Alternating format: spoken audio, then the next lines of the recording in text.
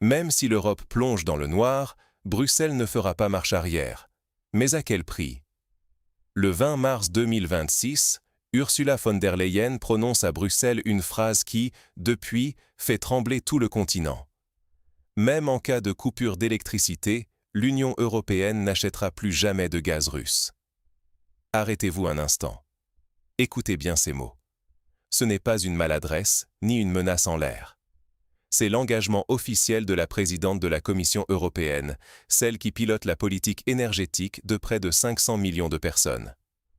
Concrètement, cela veut dire que, pour Bruxelles, voir s'éteindre la lumière dans les foyers européens, bloquer les ascenseurs, arrêter les usines, c'est un prix acceptable, du moment qu'on tient bon sur les principes.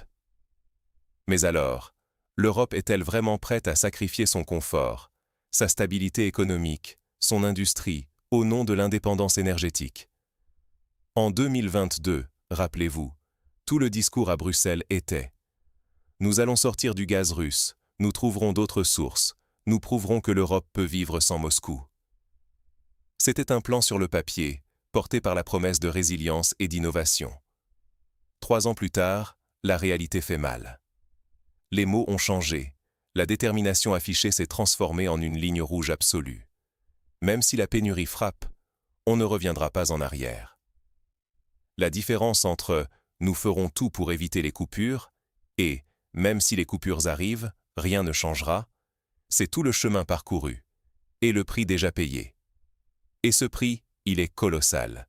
Centaines de milliards dépensés pour réorganiser tout le système énergétique, explosion des factures pour les ménages, déclin de secteurs industriels stratégiques, entreprises comme BASF ou Volkswagen qui ferment des sites historiques ou délocalisent en Chine et aux États-Unis. Les régions européennes perdent leurs usines, les travailleurs leurs emplois, les gouvernements passent leur temps à expliquer que les principes valent plus cher que les postes de travail.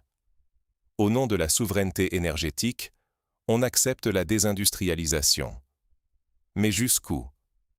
Ce n'est plus seulement une question d'éthique ou de politique internationale.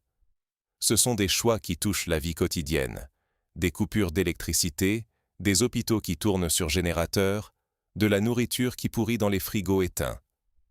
Tout cela n'est plus une fiction, mais une possibilité ouverte, assumée haut et fort par Bruxelles.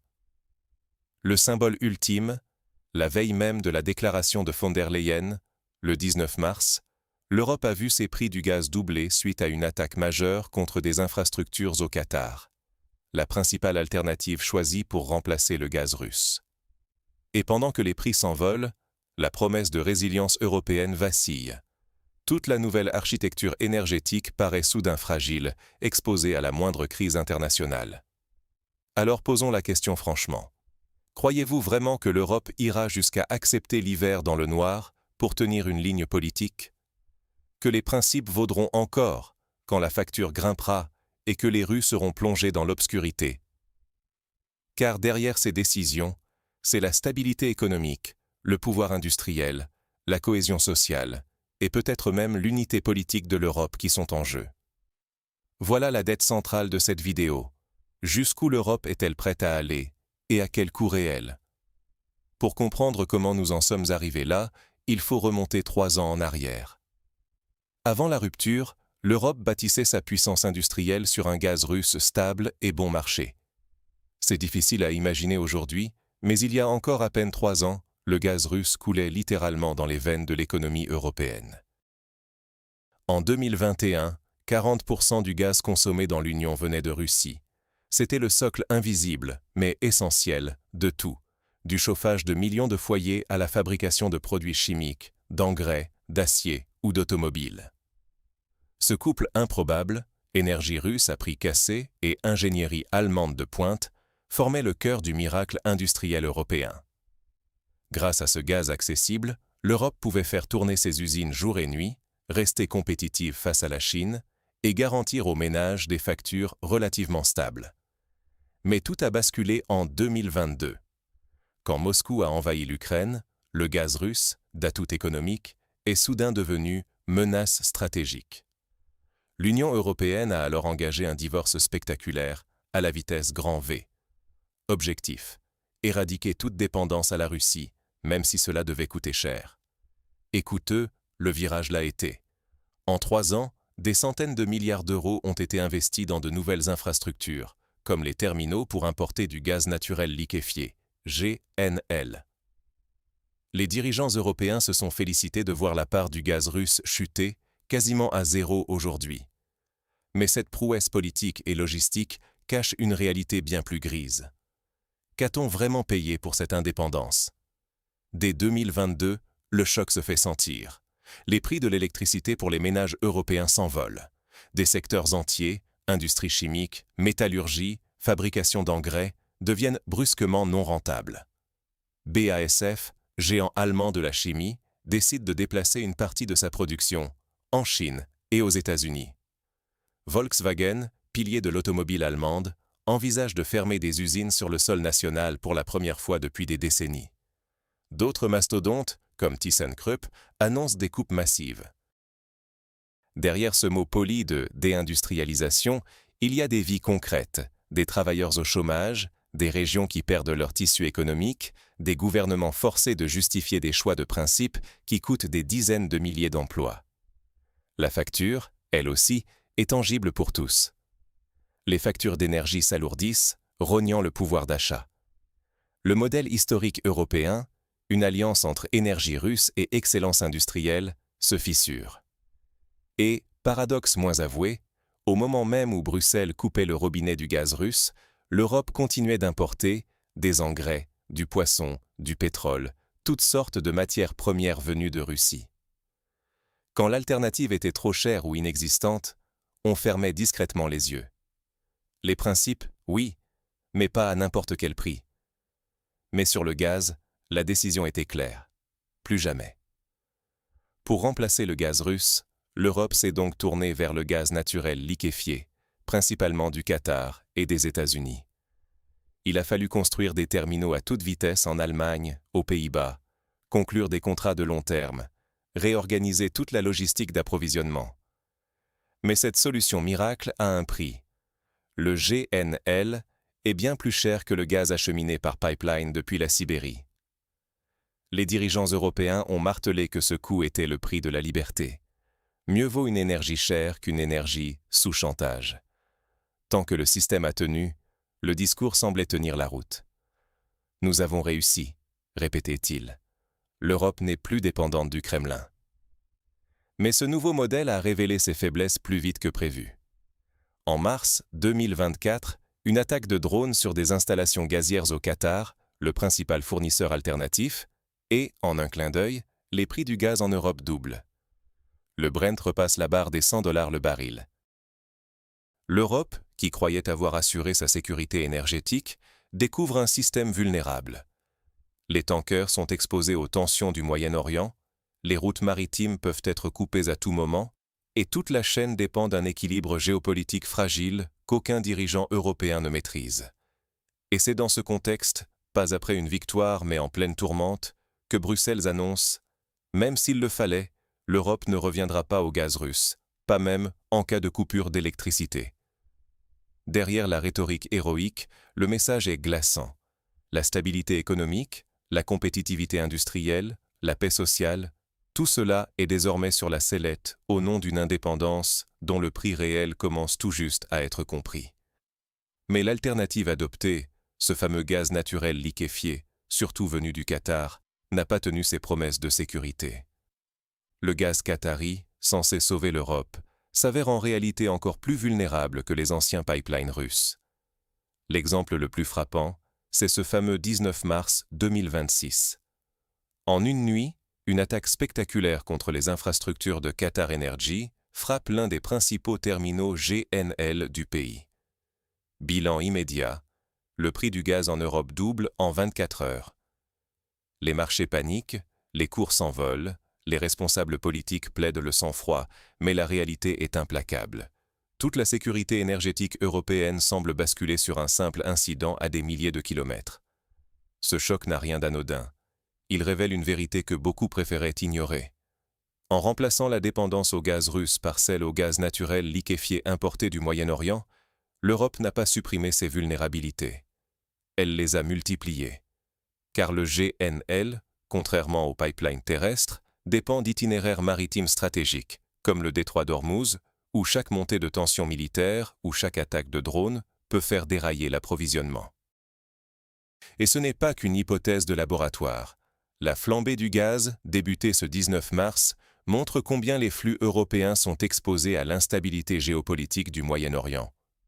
Les analystes l'avaient prédit dès 2022. En diversifiant ses sources d'énergie, l'Europe pensait se protéger, mais elle a en réalité élargi la surface de ses risques. Au lieu d'un unique point de pression, Moscou et Gazprom, elle doit maintenant jongler avec les caprices de marchés mondiaux, les tensions dans le Golfe, les grèves dans les terminaux américains, les problèmes techniques en Afrique, la météo en Asie. Bref, une multiplication de points faibles sur lesquels elle n'a qu'un contrôle limité, voire inexistant. Et le résultat est là, sous nos yeux. Cette indépendance, achetée au prix fort et fièrement affichée à Bruxelles, se révèle bien plus fragile que l'ancienne dépendance. Le marché du pétrole et de l'énergie est devenu totalement instable. Le baril de Brent repasse durablement au-dessus des $100. Ce n'est plus un pic isolé, c'est la nouvelle norme. Le gaz européen, selon Bloomberg, a doublé par rapport à sa moyenne déjà élevée. Pour les ménages, c'est la douche froide à chaque facture de chauffage. Pour les industriels, c'est un cauchemar quotidien. Ce sont surtout les industries européennes qui trinquent en silence. Déjà sous pression depuis 2022, elles voient leur compétitivité s'effondrer face à l'explosion des coûts énergétiques. Les entreprises les plus énergivores, métallurgie, chimie, verrerie, engrais, délocalisent en masse, notamment vers les États-Unis, la Chine ou les pays du Golfe, où l'énergie est bien moins chère et plus stable. Ces départs ne font pas la une des journaux, mais ils se dessinent dans les conseils d'administration, sur la base de simples calculs de rentabilité. À quel prix de l'énergie mon usine cesse-t-elle d'être viable? Et de plus en plus souvent, la réponse les pousse à fermer ou à partir. Ce mouvement de désindustrialisation n'est plus un fantasme brandi par les pessimistes. Il est chiffré, documenté, observable. L'Europe, jadis fière de sa puissance industrielle, voit son tissu productif se déliter.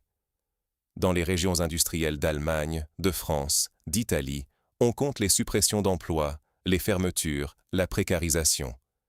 Et ce sont surtout les classes moyennes et populaires qui paient le prix fort, entre perte de travail et pauvreté énergétique. De plus en plus de ménages doivent choisir entre se chauffer ou se nourrir. Plus grave encore, cet affaiblissement économique s'accompagne d'un risque politique majeur.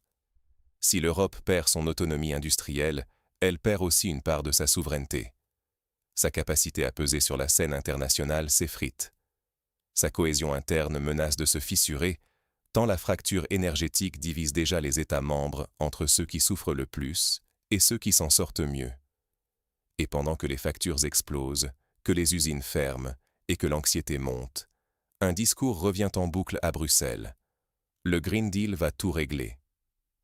Le pacte vert européen est présenté comme la solution miracle. Mais face à l'urgence de la crise, peut-on vraiment croire à une telle promesse à si court terme? C'est la question à laquelle nous allons nous attaquer tout de suite. Face à la flambée des prix, l'Europe parie sur la transition verte, mais la réalité rattrape la rhétorique.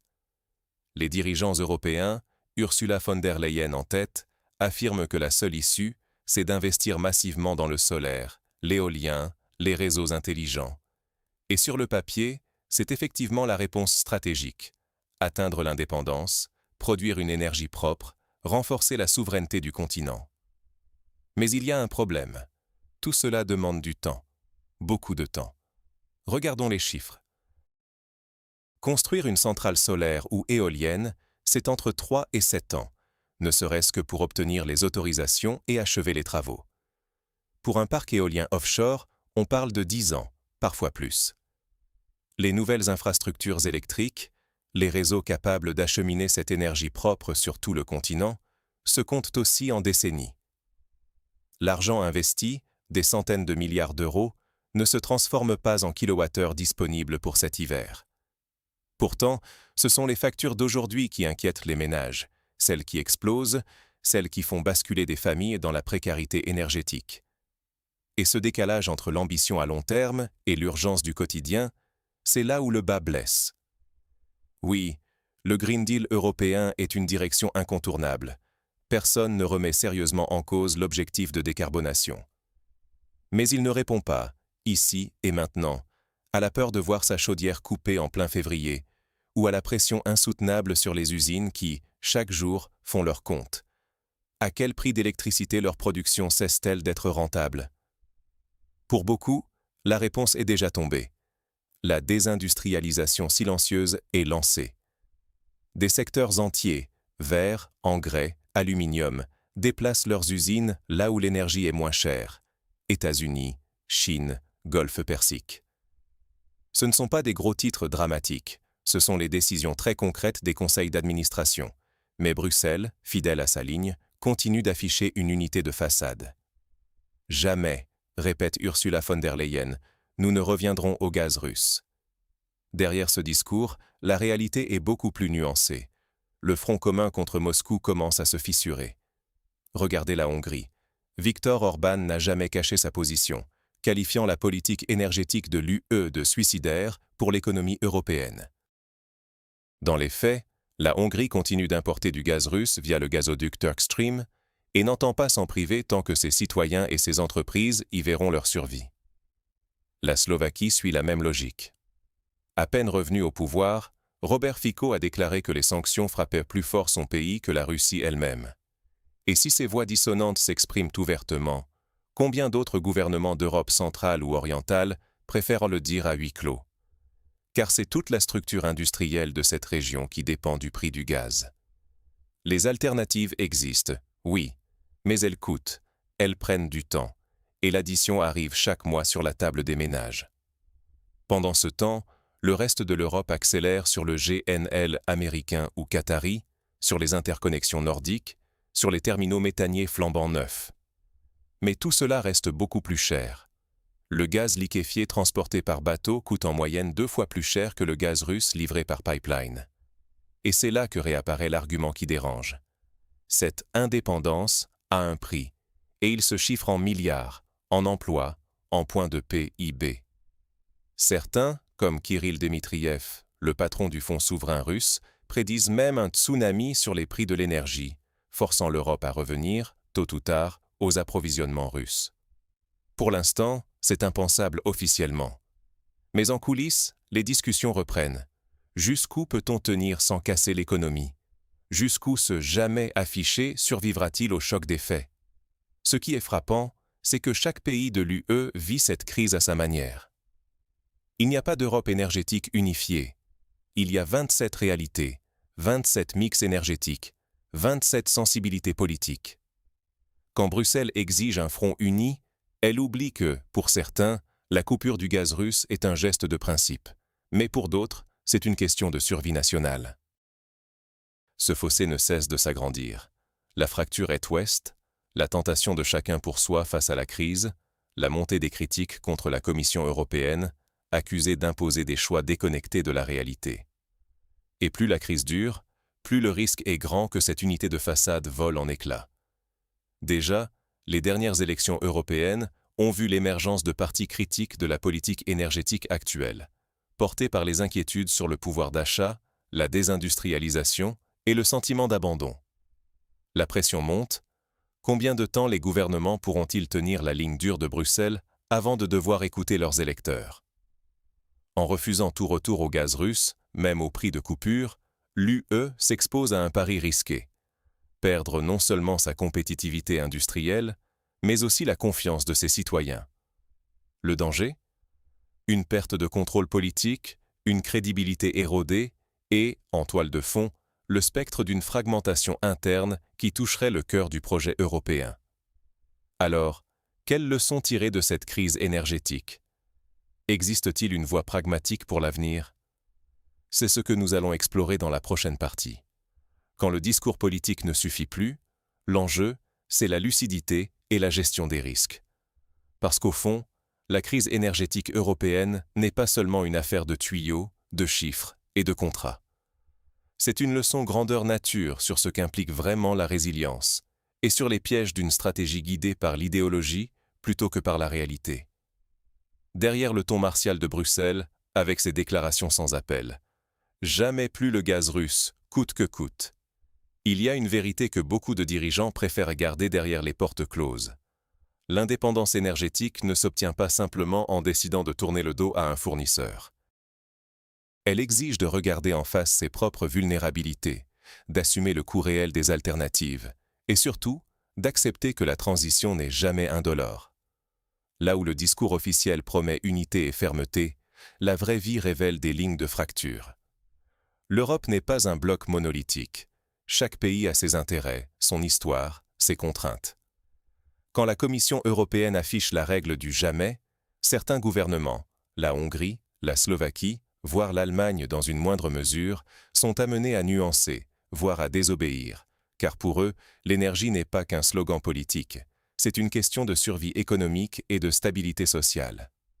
Viktor Orban, par exemple, n'a jamais caché que la priorité de la Hongrie, c'est de garantir des prix abordables aux ménages et à l'industrie, même si cela implique de continuer à importer du gaz russe. Et il n'est pas le seul à penser ainsi, même si beaucoup s'expriment moins bruyamment. Ce que la crise révèle, c'est à quel point le tout ou rien politique devient vite un piège. Les grands mots cachent mal la complexité. Demander à l'ensemble du continent d'adopter une seule position, c'est ignorer les écarts de vulnérabilité, d'exposition, de capacité d'adaptation. Cela ne tient pas longtemps face à la réalité du terrain. Quand les usines ferment, quand les factures explosent, quand le chômage menace, l'idéalisme ne suffit plus à faire tenir la coalition. Alors, comment éviter que la résilience ne se transforme en entêtement dangereux? C'est ici qu'intervient la notion de métacognition, évoquée par certains analystes et stratèges, cette capacité à prendre du recul, à reconnaître ses propres angles morts, à ajuster sa trajectoire avant qu'il ne soit trop tard. C'est une compétence rare, surtout à l'échelle des institutions où la pression pour sauver la face pousse souvent à prolonger les erreurs plutôt qu'à les corriger. Mais l'histoire récente le montre. Ceux qui s'adaptent vite, qui osent réévaluer leur position, limitent la casse. Ceux qui persistent dans l'absolutisme risquent la perte de crédibilité et de soutien populaire. Ne pas tirer de leçons de cette séquence expose l'Europe à répéter les mêmes erreurs, à perdre du temps, de l'argent et, ce qui est peut-être plus grave, à éroder la cohésion sociale. Car chaque décision énergétique prise aujourd'hui conditionne non seulement la facture de demain pour les ménages ou les industries, mais aussi l'équilibre politique du continent. Des fissures internes sont déjà visibles. Les votes sur les sanctions révèlent des tensions. Les discussions bilatérales se multiplient et certains pays commencent à formuler, en privé ou à demi-mot, des revendications divergentes.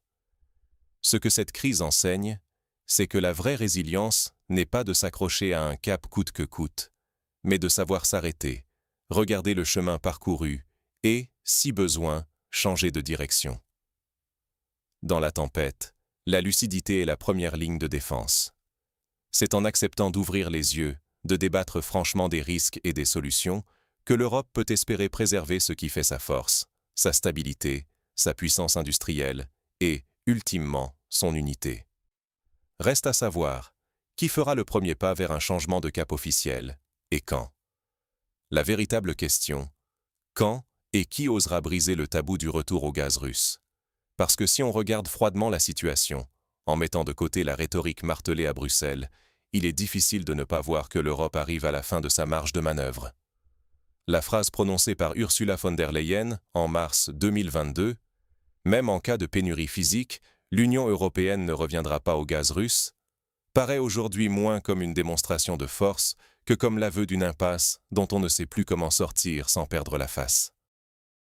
On a traversé 3 années de réorganisation énergétique à marche forcée, construction de terminaux méthaniers dans l'urgence, signature de contrats à long terme à des prix souvent prohibitifs, multiplication de routes alternatives pour l'approvisionnement.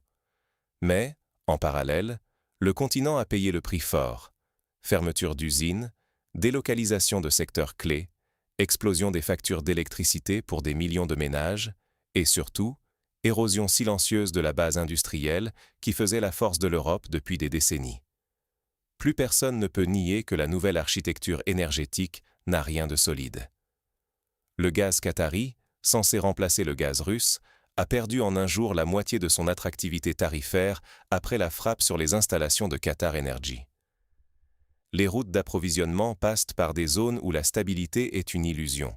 Le Moyen-Orient, l'Égypte, l'Afrique de l'Ouest, autant de régions où la géopolitique peut tout faire basculer en quelques jours. La vulnérabilité n'est plus seulement énergétique, elle est devenue systémique. Derrière l'affichage d'unité, on voit apparaître les fissures. À Budapest, à Bratislava, à Prague, mais aussi dans l'est de l'Allemagne ou en Italie du Nord, le discours change. Les citoyens posent des questions embarrassantes. Les dirigeants cherchent des échappatoires, techniques, humanitaires, pragmatiques, parfois à peine assumées. L'idée d'un retour, même partiel, à l'énergie russe n'est plus totalement impensable, même si personne n'ose encore la défendre ouvertement sur la scène européenne. Et c'est bien là que se joue la prochaine étape. L'Europe n'est pas encore au point de rupture, mais elle avance à grande vitesse vers ses propres limites.